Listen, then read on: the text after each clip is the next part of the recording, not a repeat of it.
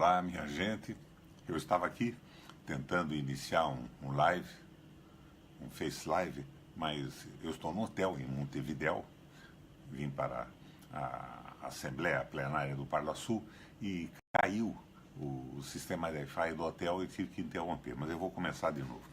Estava falando da minha indignação com o que aconteceu no Senado, que o João Alberto, o senador João Alberto, na presidência do Senado, fez votar esse acordo de liberdade de espaço aéreo entre o Brasil e os Estados Unidos sem ninguém no plenário, tinham 6 ou 7 pessoas.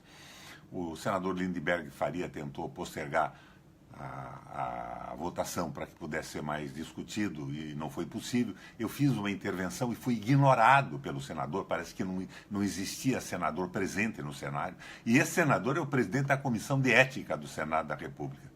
Minha gente, vocês não imaginam o que está acontecendo com o Brasil. E esse acordo de espaço aéreo entrega o espaço aéreo brasileiro para os Estados Unidos de uma forma vil, de uma forma absurda. E eu pergunto, onde é que está a manifestação do nosso Ministério da Aeronáutica, das nossas Forças Armadas brasileiras, que tem que se preocupar com a defesa do território, com a integridade da soberania brasileira? Parece que é um silêncio absoluto de tudo isso. Eu pedi verificação de votação porque não tinha ninguém no plenário. Foi ignorado o meu pedido. O presidente da Comissão de Ética, senador João Alberto, empurrou aquilo goela abaixo do Senado da República e eu acabei ficando sozinho, embora a iniciativa de retomar a discussão tivesse sido do senador Lindenberg Faria. Fiquei sozinho no plenário do Senado. Agora, o que significava esse acordo, minha gente? Eu preparei um texto aqui, com o apoio do meu gabinete, e é um texto longo, é um texto, às vezes, complicado, mas eu quero acreditar que tenho brasileiros assistindo essa Face Live e que tem no Brasil e na nossa soberania o mesmo interesse que eu.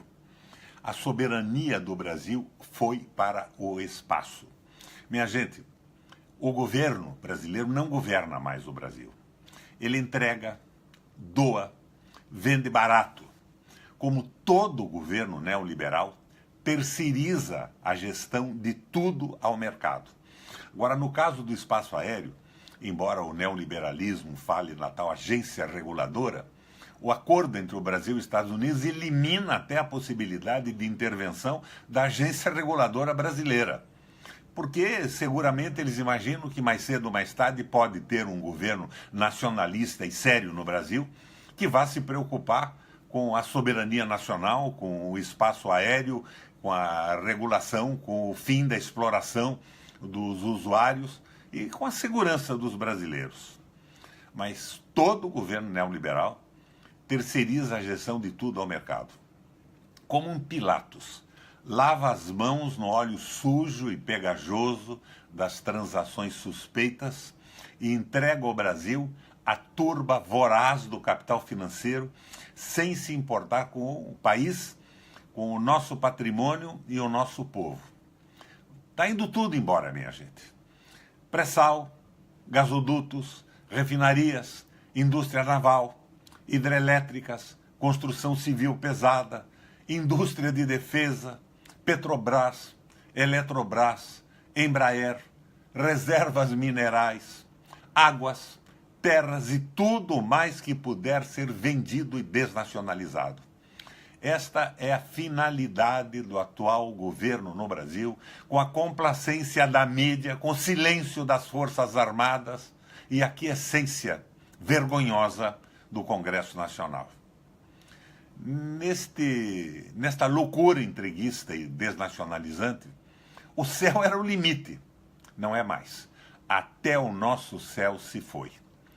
Ante um plenário com meia dúzia de senadores, com suspeita inversão de pauta, foi feita uma inversão de pauta, e total ausência de debate, foi aprovado o novo acordo de serviços aéreos entre Brasil e Estados Unidos, contra meu voto e meu pedido regimental de verificação de quórum, solenemente ignorado pelo senador João Alberto, que presidia a trágica sessão. A pressa injustificada, a inexistência de uma discussão mais aprofundada e o atropelo cínico das regras regimentais do Senado Federal denunciam que se aviou uma encomenda política de instâncias superiores, coisa muito suspeita, para dizer o mínimo. Com efeito, basta ler com cuidado o texto do acordo, coisa que o Senado não fez, para ficar perplexo e ressabiado. De fato, o texto do novo acordo difere bastante do antigo acordo pactuado entre Brasil e Estados Unidos da América em março de 89, o qual foi baseado no modelo tradicional de concessões recíprocas para tráfego internacional de aeronaves, com fixação pelo Estado Nacional de algumas rotas, limitação da quantidade e frequência de voos e tipos de aeronaves, entre outras restrições, incluindo até a especificação de parâmetros para cobrança de tarifas de passageiros. Não foi assim que aconteceu.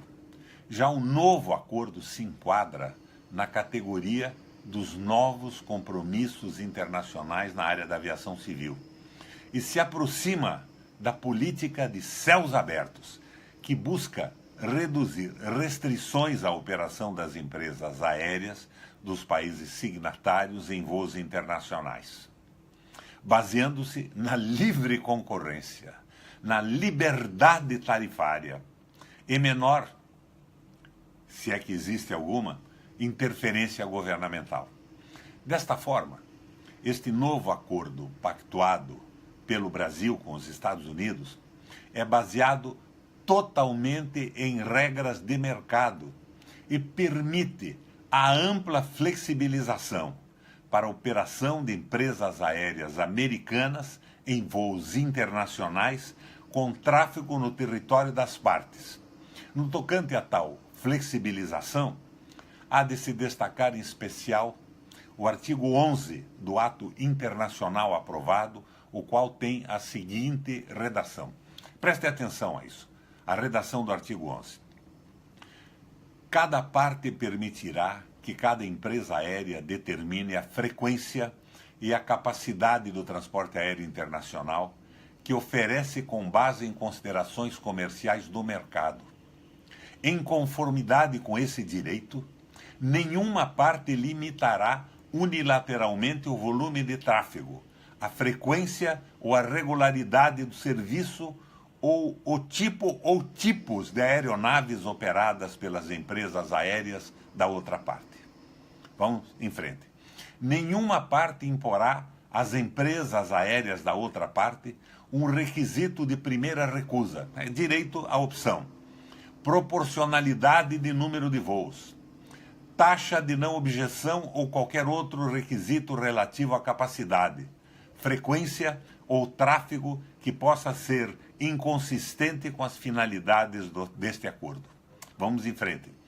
Nenhuma das partes exigirá o registro para aprovação de horários, programação de voos charter ou planos operacionais pelas empresas aéreas da outra parte. No que tange especificamente aos voos charter, destacamos o que diz o parágrafo 5º do artigo 2º, o qual tem a seguinte redação. Brasileiros, prestem atenção nesse acordo feito pelo Brasil e Estados Unidos.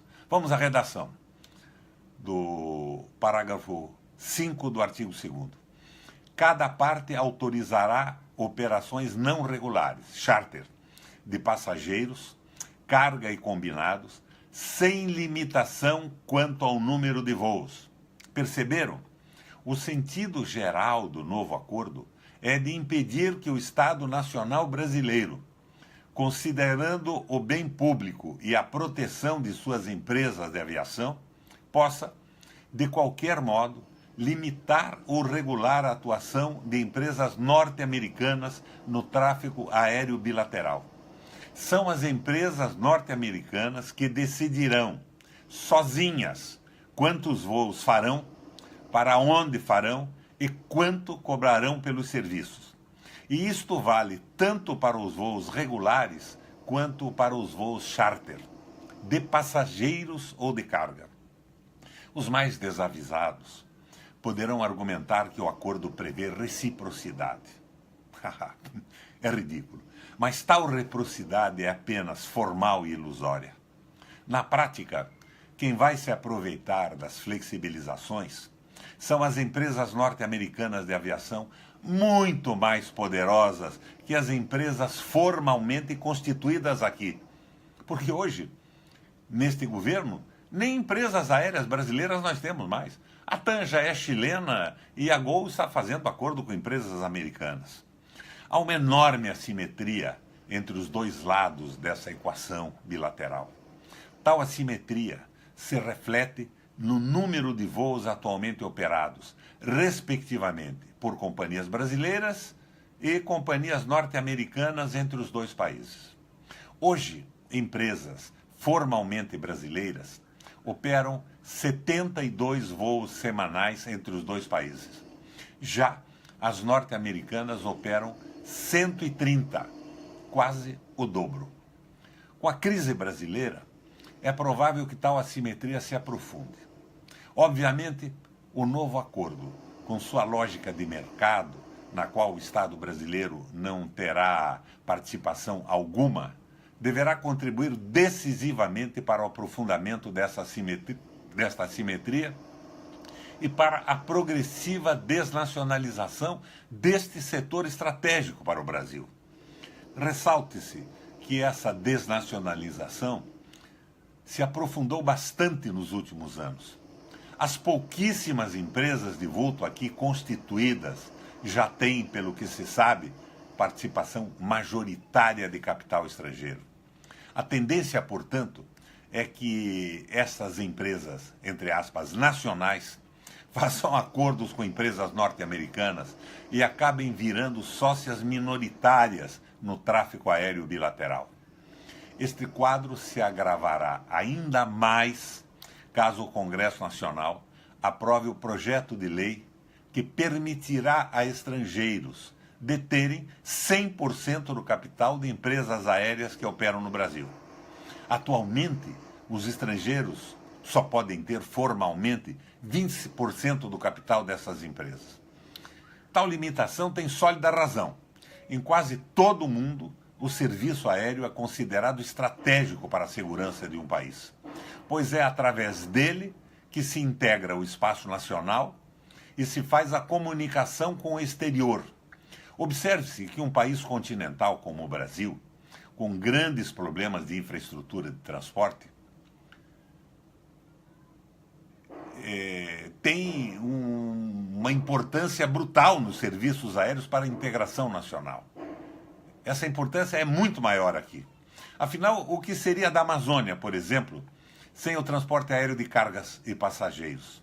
Assim, entregar o serviço aéreo a estrangeiros significa criar uma grande vulnerabilidade para o país, pois empresas internacionalizadas vão obedecer prioritariamente o critério de suas matrizes. Atualmente, já é grande a reclamação da população com os preços absurdos das passagens e com a escassez de linhas aéreas em regiões onde a demanda é menor. Eu vejo aí o grito da Vanessa Graziotin do Amazonas, do Randolph Rodrigues do Amapá, diante deste quadro. Esse quadro de abandono deverá se ampliar com a abertura ao capital estrangeiro, pois os investidores desejarão recuperar seus investimentos rapidamente e não terão qualquer compromisso com a integração do espaço nacional. É lógico isso, não é? Mas além de favorecer os interesses das empresas norte-americanas de transporte e contribuir para a desnacionalização do setor, o ato internacional aprovado à solapa no Senado também avança nas regras relativas à segurança da aviação. Ele assegura o direito da realização de visitas técnicas de segurança aeroportuária no território da outra parte, para verificar se as medidas de segurança fixadas pelo anexo 17 da Convenção de Chicago estão sendo implementadas. Por favor, minha gente, vocês não vão imaginar que a ANAC brasileira e a Polícia Federal do Brasil irão aos Estados Unidos fazer inspeções de segurança. Caso nossas autoridades tenham o topete de fazê-lo, serão escorraçadas a pontapés e enviadas para aquela colônia de férias norte-americana no Guantánamo. Porém, é fácil imaginar autoridades norte-americanas andando por nossos aeroportos e distribuindo instruções a granel. Deste modo, embora o Estado brasileiro não venha a ter mais nenhuma ingerência no tráfico aéreo bilateral, o Estado norte-americano terá ingerência, inclusive no nosso território. Assim sendo, a política de céus abertos, contida nesse acordo, escancara nosso espaço aéreo para os interesses comerciais das grandes companhias aéreas norte-americanas e para os objetivos de segurança dos Estados Unidos da América, em detrimento público do interesse do nosso país, do nosso Brasil. E a soberania nacional? Bem, esta vai para o espaço literalmente. Onde é que fica, então, a palavra das nossas Forças Armadas? Onde é que fica o interesse da segurança nacional? Onde é que fica o Estado soberano e nacional brasileiro? Mas isso foi aprovado no Senado da República. Eu fiz um recurso e encaminhei esse recurso à mesa. E tive a notícia aqui no Uruguai hoje, sábado, de que a mesa liminarmente rejeitou o meu recurso. Na mão de quem está o Congresso Nacional? Que espécie de governo nós temos? Que espécie de comando nós temos no nosso legislativo? Minha gente, estão acabando com o Brasil. Nós estamos nos transformando num Estado associado aos Estados Unidos, uma espécie de um Porto Rico. Trabalhador escravizado, sem garantias de trabalho, previdência na mão dos bancos privados, sem petróleo, sem espaço aéreo, sem Eletrobras, vendendo a Embraer, querem vender a água para a Nestlé e para a Coca-Cola. Vocês não percebem o que está acontecendo no Brasil? Companheiros que me acompanham no Face Live, no Facebook, minha gente, é preciso haver uma reação. Quando nós estamos dizendo que não pode haver a condenação do Lula sem prova concreta e sem o último recurso sem ser julgado, nós estamos dizendo que não pode haver presunção de culpabilidade. A presunção é de inocência. Quando nós dizemos que não admitimos essa condenação e a prisão, nós não estamos defendendo o Lula. Nós estamos defendendo o povo brasileiro, você. Amanhã ou depois, um juiz resolve que por convicção, por indícios extremamente frágeis, resolve te condenar e te pôr na cadeia e você não tem acesso nem mesmo a um recurso mais. Você não está vendo o que estão fazendo com o Brasil? Estão acabando com a garantia da cidadania e, ao mesmo tempo, entregando o Brasil para o comando do capital financeiro internacional, a interesses que não são os interesses dos brasileiros. Minha gente, precisa haver uma reação. Vocês não gostam do Lula? Tudo bem, eu tive extremas contradições com a política econômica do Lula. Eu fui oposição ao governo do Lula com o Meirelles. Eu fui oposição ao governo da Dilma com Joaquim Levy. Mas eu não sou oposição ao Brasil. Eu não posso me somar a medidas que prejudicam a segurança de nosso povo, a segurança do nosso país, a construção do Estado Nacional Soberano. Brasileiros, nós temos que, de alguma forma, reagir. E na próxima eleição, vocês imaginam, eles estão evitando que candidatos progressistas se candidatem. Eles estão com o comando absoluto da mídia, eliminando a comunicação. Vocês vejam, eu protestei contra esses espaços aéreos livres no plenário do Senado. Vocês não viram uma notícia numa televisão, numa Rede Globo, no SBT, numa Bandeirante, numa cadeia de rádios nacional? Eu estou utilizando aqui esse recurso do Facebook, o Face Live. E mesmo com a utilização desse recurso, eu não me sinto seguro. Porque esses recursos não são dominados pelos interesses brasileiros. Eles podem, com o algoritmo, diminuir de forma sensível a minha possibilidade de comunicação. Então, fica aqui o meu apelo a vocês que são nacionalistas e soberanos, que acreditam na fraternidade de um povo e na existência e a necessidade de um Estado social. Me ajudem a divulgar estas questões. Não apenas esta seção dos espaços aéreos, mas essa nossa luta intensa em defesa do nosso Brasil. Minha gente, aqui do Uruguai, através do Face Live, estou levando a vocês a minha indignação. Uma indignação que se constituiu em indignação solitária no plenário do Senado da República. Bom dia a vocês.